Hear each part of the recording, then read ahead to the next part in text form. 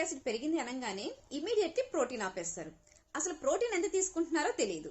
Surveys ఏం చెప్తున్నాయంటే more than 80% Indians enough protein తీసుకోవట్లేదు. అందరూ డైలీ రిక్వైర్మెంట్ 20% కూడా మ్యాచ్ చేయట్లేదు. అలాంటిది యూరిక్ యాసిడ్ పెరిగేటప్పటికి ఆ తినే 20% కూడా తినడం ఆపేస్తారు. దీనివల్ల న్యూట్రిషన్ డెఫిషియన్సీస్ వస్తాయి.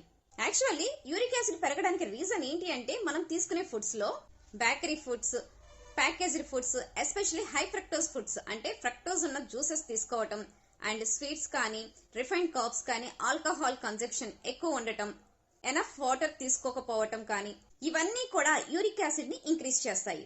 సో మనం వీటి మీద వర్క్ చేయాలి. అంతేకాని అంతో ఇంతో తినే ప్రోటీన్ ఫుడ్ ని ఆపేస్తే ఆ ఉన్న మజిల్ కూడా పోతుంది.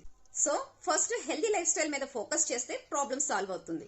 సో మీరు హెల్దీగా బరువు తగ్గాలనుకుంటే కామెంట్ చేయండి లేదా డిఎం చేయండి.